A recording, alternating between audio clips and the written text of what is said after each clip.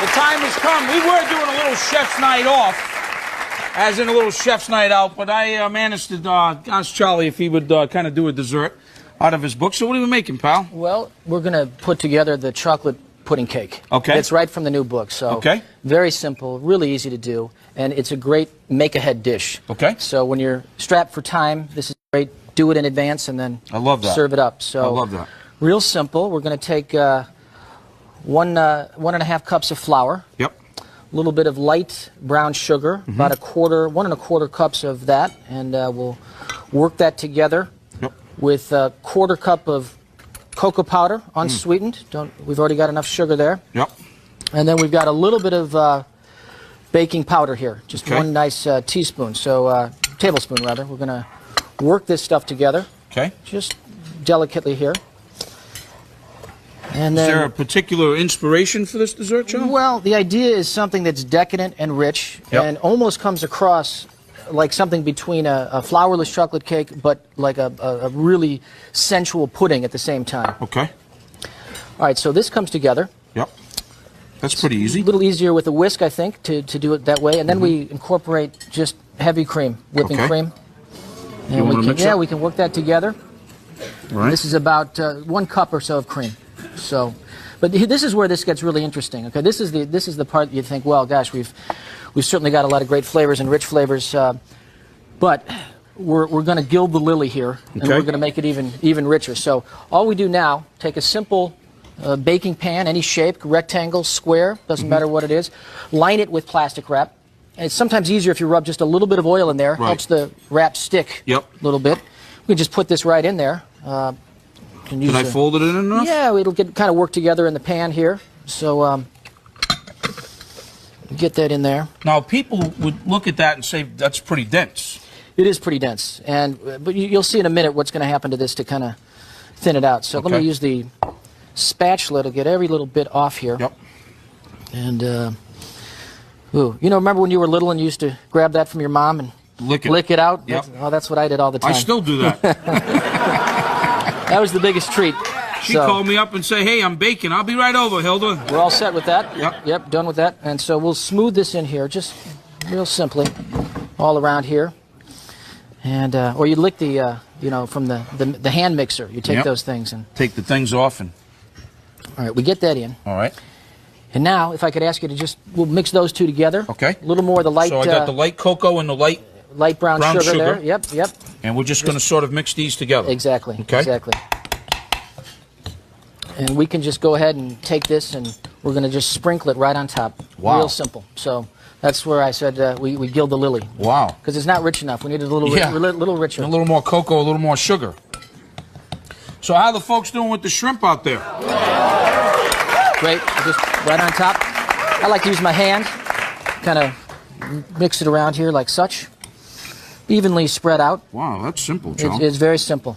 You know me, I'm not normally satisfied unless a dish involves like 19 steps and everything else, but this is one of the easy ones. So, give you that. Yep. And then we're going to come back with, this is probably the part that really pushes it over the top. This is a little bit of coconut water. When you crack the coconuts and you take the clear liquid out. Yep. And we just bring it up right to a simmer. Wow. Okay. And we're just going to pour this on top because coconut and chocolate are great friends.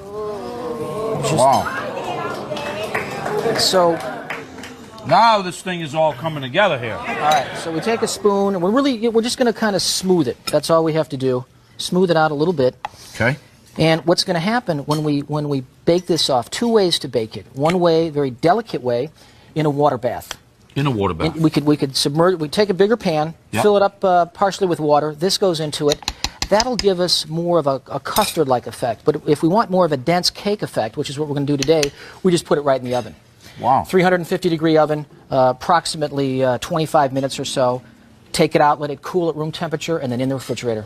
So zero problem with the plastic wrap. Oh, zero problem. Everything turns right out. It's I did these ribs not long ago, and I wrapped them in plastic, and I got all kinds of letters. Thought I was crazy, but anyhow, should we put it in? In the oven. We'll get it in there, and all right, easy enough. And I didn't hear how high, Charles? About 350 degrees. Okay. And leave it in there for about 25 minutes or so. Okay. and we'll be all set. And again, make this if you need to, you want to, the night before. Yep. And it's all set. You don't have to go running around that day to put together the main. So I could do it that way. I could do it inside of a water bath. In a water bath. And the water bath would be a little bit more custody. A little more custody, and we'd actually we'd cook it a little longer in the water bath. Okay. Probably about 50 minutes. Okay. So 2 methods. All right. When we come back, we're going to show you, Charlie and I, what it looks like, and then wait till you see what's coming. Stick around. We'll be right back. Back in.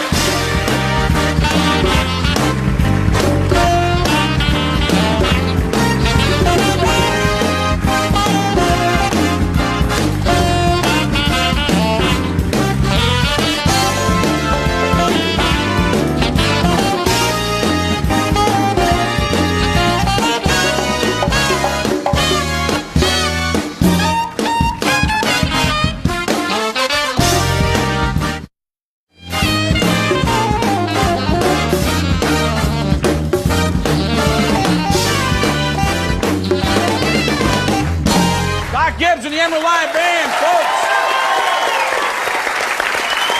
Welcome back. Chef's Night Out. Well, it was. Then I lured him right back in to get a dessert, and we've got this very simple. Didn't you think that was really easy? That sort of pudding cake is inside of the oven, and then we also have one chilling in the refrigerator. Yeah. So we're going to go from there.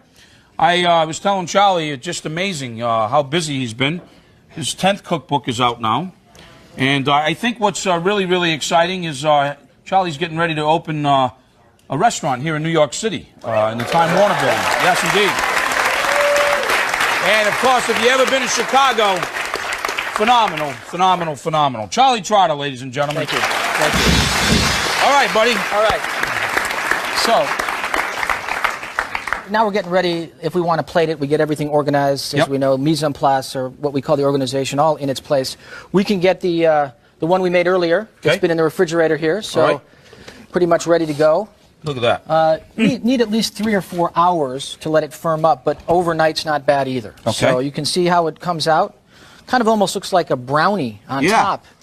Like that one. Yeah, exactly. Now, again, if we do the oven-baked version, which we did, we're going to end up with a little bit of juice that kind of runs out. And I like to save this. We don't want to waste that. We want to let that, keep it so we can kind of spoon it back on. If, though, we did this in that water bath that I spoke of, we'd end up with more of a custardy type base. Yep. So 2 ways to do it, 2 approaches.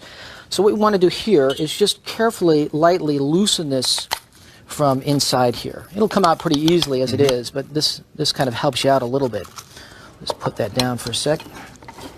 You can do little things too. Sometimes I'll put some chunks of white chocolate in here if you want that little surprise, or even, that would be good too. Even nuts or dried fruits. So, and that's really the emphasis of the new book. The idea of you take an idea, a recipe, and you make it your own. If you'd like to add something a little different, a different flavor, then you can do that. You can put peanut butter in here if you want to. You see Doc, look at him. He's eyeing. He's like a hawk over there. Sure. I've never seen a bigger dessert freak in all my life than Doc Gibbs. Let's do this. A little technique for turning it out. We'll put the plate, any kind of thing. Yep. So that way we just kind of flip it over here. Real simple. And we'll just do this once or twice. Comes right out here. So you just peel that thing off. Great.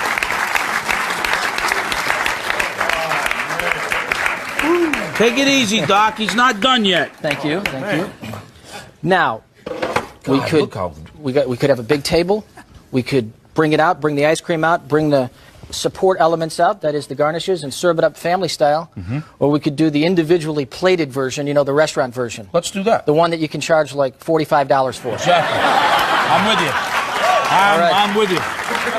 Okay. Let's move this over here, and we'll get a plate up here. Plate. And part of the fun is, a great plate like this.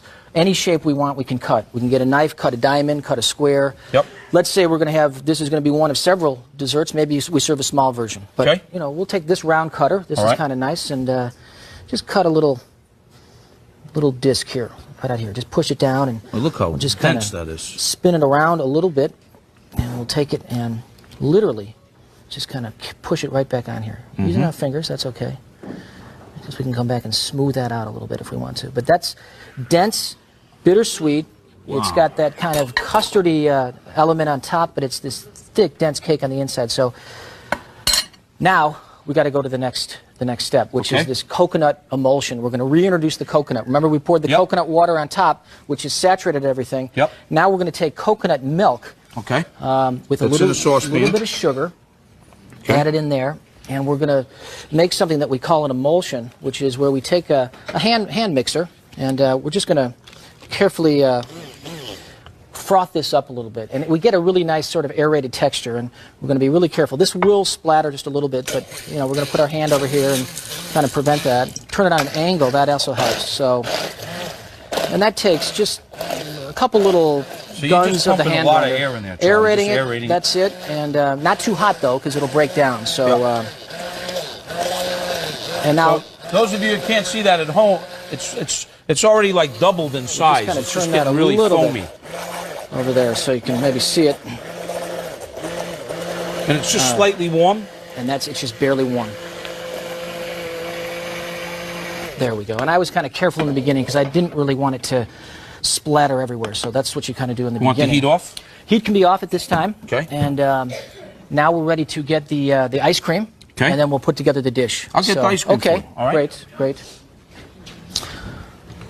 And this would be what kind of ice cream, Charles? Well, coconut ice cream. So we got the whole coconut theme going. And you've seen these, right? Yeah. These are great. Little tiny coconuts that we call coquitos, and they're really incredible. You can see when they're cut open, they look, they are little coconuts. You work with a fine slicer. It'd be very difficult to do this with a knife, and you take one of those kind of mandolin things, and you just slice it, get these beautiful rings, and we just toast them. And this gives us kind of a textural note that's a lot of fun. We've got a little bit of ginger, preserved ginger, that we've cut into a julienne, a little bit of toasted coconut, and then we'll use some of that chocolate sauce as well. Let's do it. I can't wait. Should we plate it up then? Let's do it. Okay. I'm going to start by taking some of our foam, our little emulsion.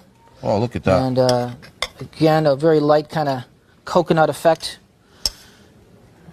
We'll just put a little bit around, and there we are. And we can come back with some of the ice cream then. A scoop of ice cream, any size is fine. Great, thank you. That's perfect. Just take a little spoonful. So coconut ice cream. Coconut ice cream, and if you don't have an ice cream machine at home, we always advise you can get a high quality store-bought ice cream. If you want to go crazy, you could use bittersweet chocolate. So we'll just make a little scoop here. Put that right on the side of the plate. Any size. Some people like a lot of ice cream with their dish.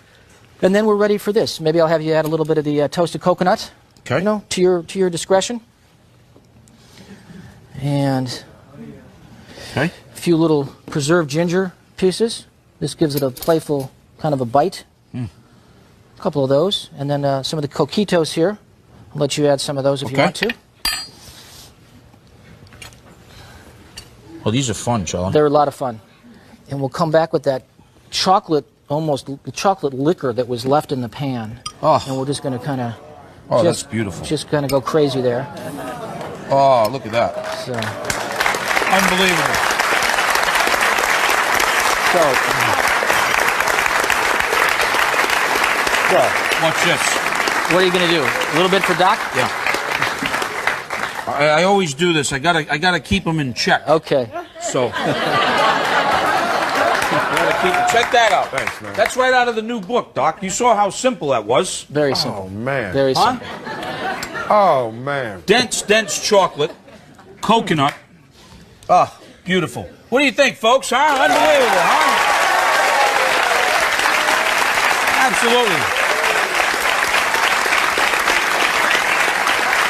Now, the last time we were together, he came over to my house. I said, what am I going to cook for this guy? So I made him smothered pork chops, southern cooked greens, and cornbread. Oh, I think, what time did I finally leave? About 4 a.m., I think? Folks, Charlie Trotter, unbelievable, my good buddy. I want to thank him for stopping by, his son Dylan, my friend Ray Harris. I'm Emeril Lagasse. See you next time.